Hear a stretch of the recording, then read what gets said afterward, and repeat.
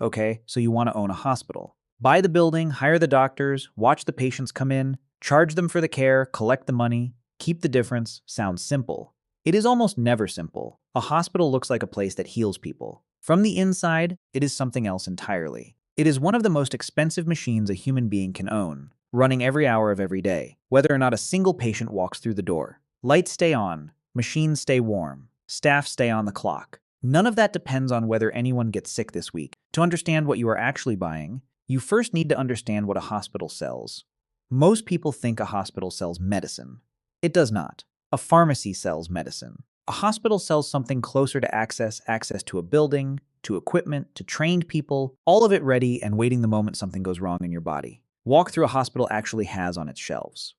Emergency care, surgery, diagnostic scans, beds, intensive care units, the time of doctors and nurses, the use of machines that cost more than most houses. None of these are products you can stack in a warehouse. They are services, and a service can only be sold the instant someone needs it.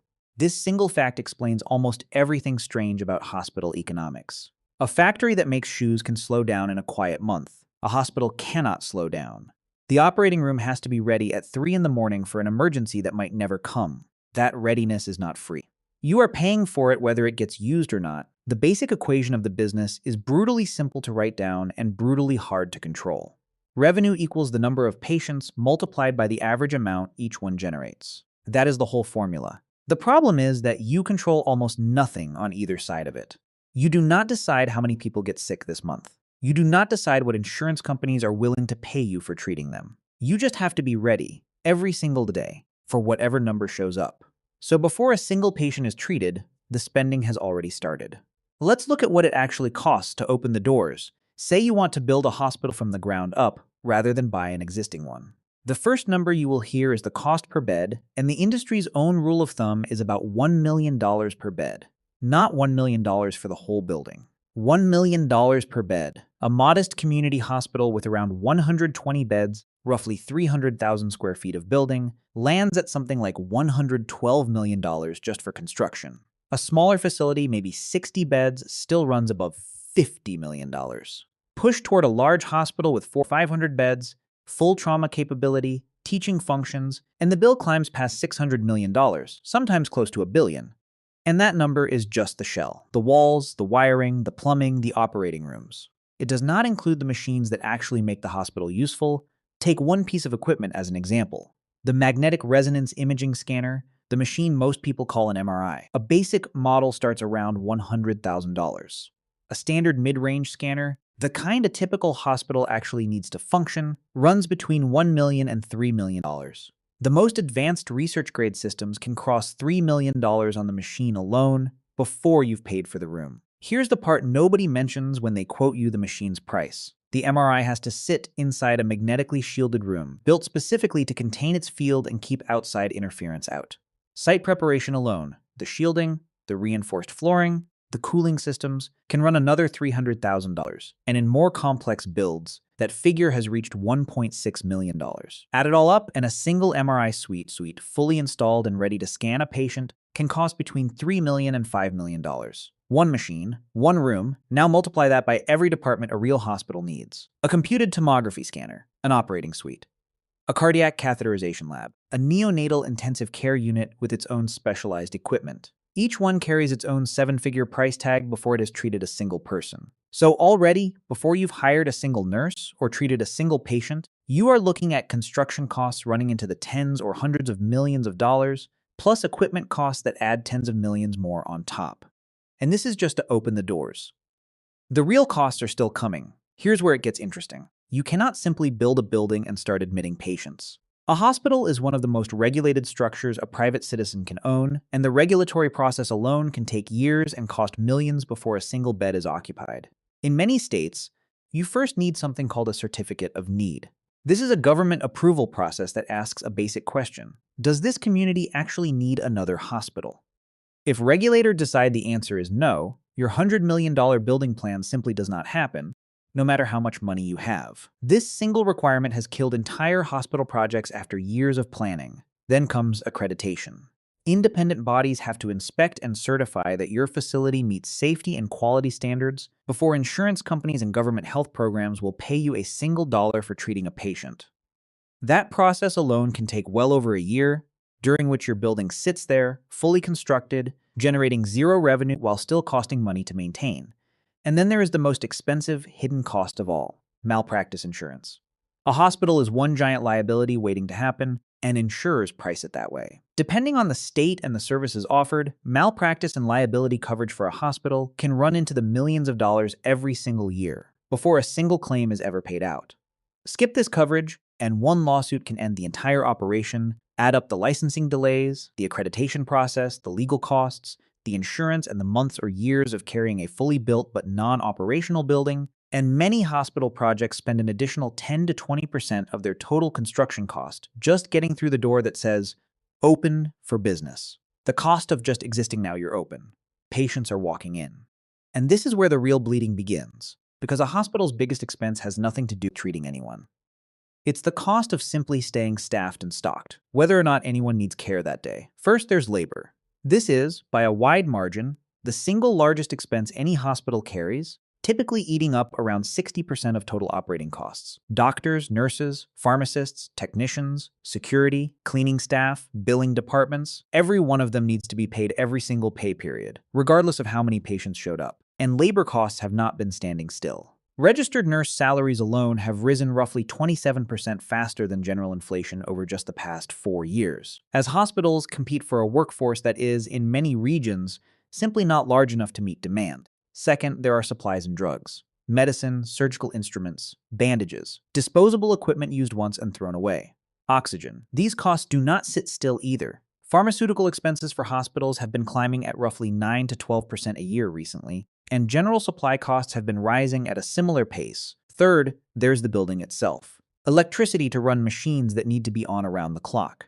Climate control precise enough to keep an operating room sterile. Maintenance on equipment that costs millions of dollars and cannot be allowed to fail mid-procedure. And fourth, there's insurance and compliance.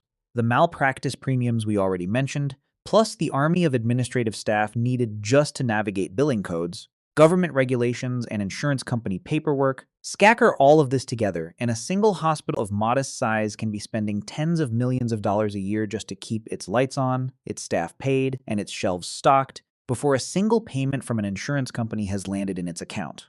The bill arrives every single month. The revenue does not always arrive on schedule, but here's the problem. There's a trap hiding inside this entire cost structure, and it's one that has destroyed more hospital operators than almost anything else in the business. Every few years, a hospital goes up for sale at what looks like an incredible discount. A struggling rural facility, maybe a hospital that cost $40 or $50 million to build, sells for a fraction of that because the previous owner couldn't make the numbers work. Sounds like the deal of the century. Well, almost. Here's why these discounted hospitals are so cheap in the first place. Rural hospitals, on average, run on far thinner margins than urban ones, and a striking number operate at an outright loss. Recent industry data shows that nearly half of all rural hospitals in the country are losing money in any given year, and several hundred are considered at meaningful risk of closing entirely. The reason is almost always the same. Not enough patients walking through the door to cover the fixed cost of staying open and staffed around the clock. So you buy the discounted hospital. The building is real. The equipment mostly still works. But the thing you actually bought wasn't a profitable business. It was a fixed cost structure attached to a patient volume that was never large enough to support it. And here's the math that breaks people. A hospital's costs do not shrink just because fewer patients show up. You still need a minimum staff on every shift, 24 hours a day, regardless of whether the emergency room sees 3 patients or 30. You still need the building heated, the equipment maintained, the malpractice insurance paid in full. Occupancy can drop by a third, and your costs barely move. This is why, since the year 2010, more than 180 rural hospitals across the country have either closed completely or stopped providing inpatient care altogether. Not because the building stopped working, because the volume of paying patients fell below the level needed to cover costs that simply do not bend. The cheap hospital was never a bargain. It was a bet that you could fix the volume problem that bankrupted the last owner. Most buyers who take that bet lose it. So far, so good. Now let's talk about where the money is actually supposed to come from. Because the mechanism is genuinely clever, even if it's fragile, A hospital does not charge every patient the same way, and it does not make money the same way on every patient. The core mechanism that keeps most hospitals alive is something close to internal subsidy. Profitable departments quietly fund unprofitable ones. Here's how it actually plays out. Emergency departments almost everywhere lose money. By law in the United States, an emergency room cannot turn away a patient based on their ability to pay, which means hospitals routinely treat people who never pay the bill in full or at all. That is simply a guaranteed cost center. Elective surgeries are the opposite. A scheduled hip replacement, a cardiac procedure, an orthopedic operation, these are typically reimbursed at rates well above their actual cost to perform, especially when the patient has private insurance. One profitable scheduled surgery can generate enough margin to cover the unreimbursed cost of dozens of emergency room visits. This is the actual day-to-day engine of hospital finance. Diagnostics, scans, blood tests, lab work also tend to run profitable, especially when the equipment is already paid off and simply needs to keep running. Specialty departments like cardiology and oncology often carry strong margins too, because the procedures are complex, billable at high rates, and require expertise that justifies premium pricing. Now do the math the way a hospital administrator actually has to do it. Take a mid-sized hospital generating, say, $600 million in total revenue in a year. Subtract labor costs at roughly 60% of operating expenses. Subtract supplies and drugs, another meaningful chunk. Subtract the fixed costs of the building, the insurance, the compliance staff. What's left in a genuinely good year might land somewhere around 4 to 7% of total revenue as an operating margin. On $600 million in revenue, that's something like $24 million to $42 million in actual profit for the year. That sounds workable. It sounds even pretty good. And then comes the part that makes this entire business so much more dangerous than it looks on paper. Here's the catch. Every number in that revenue calculation depends on something the hospital itself does not control. What is called the payer mix, meaning who is actually paying the bill and how much they're willing to pay. A patient with private insurance might generate strong reimbursement for a procedure. The exact same procedure performed on a patient covered by a government program like Medicaid might reimburse at a fraction of that amount, sometimes barely covering the cost of providing the care at all. A patient with no insurance at all might generate almost nothing, turning into what the industry calls bad debt or charity care. This is not a small variable. It is the single biggest swing factor in whether a hospital turns a profit or posts a loss in any given year. National data shows hospital bad debt and charity care rising by double-digit percentages year over year recently, even as overall revenue grew. And the national picture of hospital margins makes the volatility obvious. Across the country, the median operating margin for hospitals has bounced between roughly 0.5% and just under 5% over the past few years, while a meaningful share of all hospitals, measured individually, are running negative margins in any given year. Strip out the largest, best-positioned hospitals, and the median hospital in America is sitting closer to break-even than most people would ever guess for an industry that seems, from the outside, impossibly profitable. And this is where most people make their mistake when they imagine owning a hospital.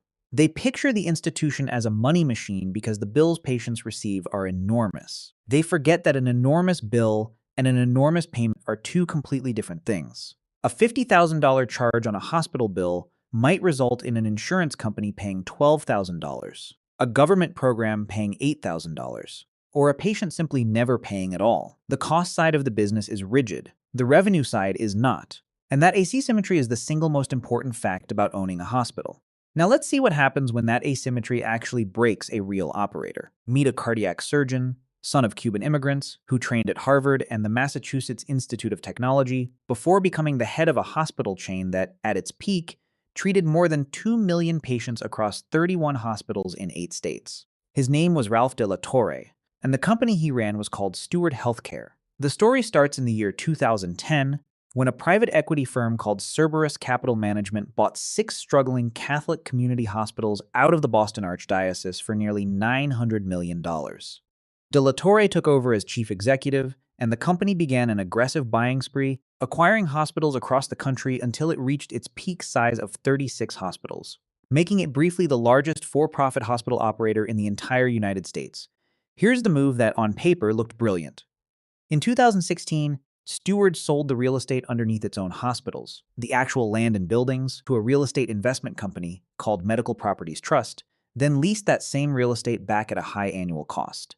This generated a massive upfront cash payment, much of which flowed out to investors and executives as dividends. Cerberus alone reportedly walked away from its ownership stake with a gain of around $800 million when it exited in 2020. But how does a man who built and ran one of the largest hospital systems in the country end up bankrupting that same system just a few years later?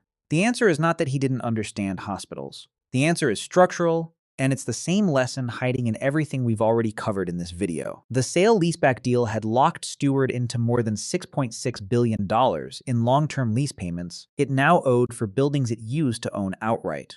Every single month, rent had to be paid on top of payroll, supplies, insurance, and every other fixed cost we've already walked through. The company had converted itself from an owner of hospitals into a tenant of hospitals with rent obligations that did not care whether patient volume was strong or weak that month. As the rent payments mounted, the cash to run the actual hospitals began drying up. Vendors stopped getting paid, and when vendors don't get paid, they stop delivering. Investigations later documented more than 650 instances of deficient patient care across nearly 36 Steward hospitals, tied directly to missing equipment, understaffing, and unpaid suppliers. One case became a symbol of the entire collapse. A new mother died from internal bleeding after giving birth at a Steward hospital in Boston, after a vendor had repossessed the specific medical equipment doctors needed to stop that kind of bleeding because the bill for that equipment had gone unpaid. The hospital had the building. It had the staff.